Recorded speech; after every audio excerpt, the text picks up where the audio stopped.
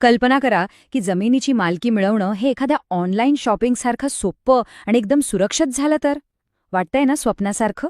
पण महाराष्ट्रात हे स्वप्न आता खरं उतरत आहे. टेक्नॉलॉजीचा वापर करून जमिनीच्या रेकॉर्ड्समध्ये एक मोठी क्रांती घडवली जात आहे. चला तर मग हा सगळा प्रवास कसा आहे ते समजून घेऊया. जेव्हा आपण अशा मोठमोठ्या शहरांकडे बघतो तेव्हा एक प्रश्न मनात येतोच की एवढ्या गर्दीत कोणती मालमत्ता नक्की कोणाची आहे हे कसं ठरवायचं. अनेक वर्षांपासून या प्रश्नाचं उत्तर कागदपत्रांच्या एका प्रचंड मोठ्या आणि गोंधळात टाकणाऱ्या चक्रव्यूहात अडकलं होतं. तर आपला पहिला थांबा आहे कागदपत्रांचे चक्रव्यूह.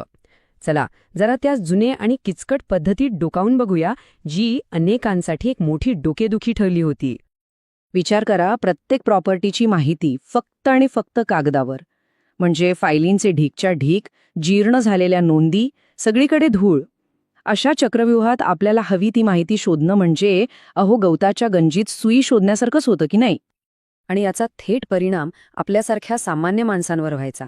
या पारंपरिक शहर सर्वेक्षणाला 4 ते 5 वर्षांपेक्षा जास्त वेळ लागायचा. आता एवढ्या काळात कितीतरी रेकॉर्ड हरवायचे किंवा खराब व्हायचे, आणि त्यामुळे होणारा मनस्ताप, वेळेचा अपव्यय आणि निराशा ती तर वेगळीच. याच गोंधळामुळे कर्ज घेणं असो, मालमत्ता विकणं असो किंवा अगदी वारसा हक्क मिळवणं, सगळंच एक मोठं आव्हान बनलं होतं. पण थांबा, आता हे सगळं चित्र पूर्णपणे बदलत आहे. एका नव्या तंत्रज्ञानामुळे हे शक्य झालंय. पण प्रश्न हा आहे की हे नेमकं कसं घडतंय. आणि इथेच आपण पुढच्या टप्प्यावर येतो, आकाशातून आलेली मदत. हे तंत्रज्ञान म्हणजे जणू काही या समस्येवरचा एक आधुनिक आणि जादुई उपायच आहे. ह्या बदलाची पहिली आणि सगळ्यात महत्त्वाची पायरी आहे ड्रोन्स. हो, अगदी बरोबर. हे हायटेक ड्रोन्स आकाशातून जमिनीच्या प्रत्येक कोपऱ्याची इतकी अचूक छायाचित्रे घेतात की काही विचारू नका. असं समजा की ड्रोन्सची एक फौजच जमिनीचं डिजिटल चित्र बनवण्यासाठी कामाला लागली आहे. आता आपण हे पाहूया की हे ड्रोन्स आणि बाकीची टेक्नॉलॉजी मिळून अचूक आणि विश्वासार्ह डिजिटल नकाशे नक्की कसे बनवतात. ही प्रक्रिया खरंच खूपच इंटरेस्टिंग आहे. तर ही डिजिटल नकाशा बनवण्याची प्रोसेस नेमकी आहे तरी कशी, चला एकदम सोप्या भाषेत समजून घेऊया. सगळ्यात पहिली स्टेप, जमिनीवर रोवर्स वापरून बॉर्डर्स म्हणजे सीमा पक्क्या केल्या जातात. त्यानंतर येतात ड्रोन्स, जे आकाशातून सगळा एरिया कॅप्चर करतात. मग या नव्या फोटोंवर जुने नकाशे सुपरइम्पोज केले जातात. त्यानंतर GIS टेक्नॉलॉजी वापरून जमिनीवरची माहिती खरी आहे की नाही हे तपासलं जातं. नागरिकांना काही आक्षेप असेल तर त्यासाठी ऑनलाईन सोय आहे. आणि हे सगळं झाल्यावर फायनल नकाशा आणि प्रॉपर्टी कार्ड तयार होतं. आणि हे चित्र आपल्याला ती प्रोसेस अगदी उत्तमरित्या दाखवतंय. बघा, डावीकडे ड्रोनने काढलेलं एक साधं एरियल व्ह्यू आहे आणि उजवीकडे त्याच दृश्यावर जुन्या सर्वेक्षणाची माहिती आणि लेआउट्स टाकून एक संपूर्ण, तपशीलवार आणि मल्टीलेयर्ड डिजिटल नकाशा तयार झालाय. कमाल आहे ना. या प्रक्रियेतला सर्वात महत्त्वाचा शब्द आहे जिओ रेफरन्सिंग. ह्याचा सोपा अर्थ काय, तर प्रत्येक प्रॉपर्टीला आता एक डिजिटल ओळख मिळाली आहे. जसा आपला आधार नंबर असतो ना, अगदी तसाच जमिनीचा हा एक युनिक डिजिटल पत्ता आहे, जो कधीही बदलणार नाही आणि तो एकदम अचूक असेल. चला आता पुढे जाऊया आणि बघूया की या सगळ्याचा सामान्य नागरिकाला थेट आणि नक्की काय फायदा होतो. आणि हा आहे या संपूर्ण प्रक्रियेचा अंतिम आणि सगळ्यात महत्त्वाचा रिझल्ट, एक सोपं, सुटसुटीत प्रॉपर्टी कार्ड. यावर सगळी माहिती अगदी स्पष्टपणे दिलेली असते.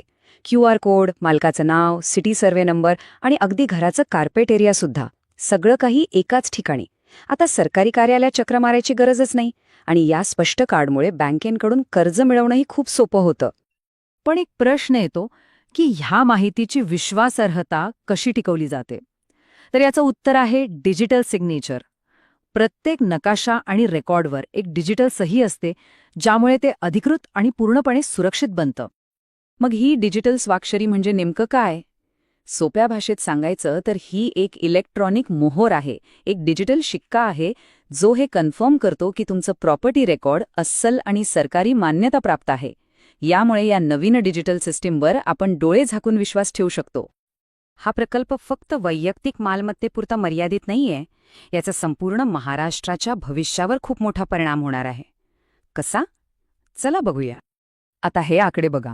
हे आपल्याला सांगतायत की हा प्रोजेक्ट खरंच जमिनीवर किती काम करतोय. खराडीचं उदाहरण घेऊया.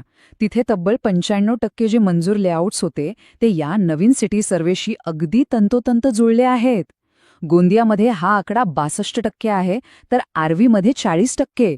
म्हणजे काय, तर हे काम फक्त बोलण्यापुरतं नाहीये, याचे रिझल्ट्स दिसायला लागले आहेत. अर्थात एवढा मोठा प्रकल्प राबवताना आव्हानं तर असणारच नाही का? वेगवेगळ्या सरकारी विभागांमध्ये समन्वय साधणं, बेकायदेशीर बांधकामांचा प्रश्न आणि सगळ्यात महत्त्वाचं म्हणजे जुन्या रेकॉर्ड्सचं डिजिटायझेशन करणं, असे अनेक अडथळे आहेत. पण तंत्रज्ञान आणि योग्य प्रशासनाच्या जोरावर या सर्व आव्हानांवर मात करण्याची ताकद या प्रकल्पात नक्कीच आहे. आणि शेवटी या सगळ्या विश्लेषणाचा सार या एका वाक्यात दडलेला आहे.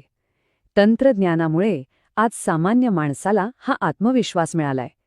कागदपत्रांच्या चक्रव्यूहातून बाहेर पडून आता प्रत्येकाच्या मालमत्तेची माहिती स्पष्ट, सुरक्षित आणि त्यांच्या स्वतःच्या हातात आहे.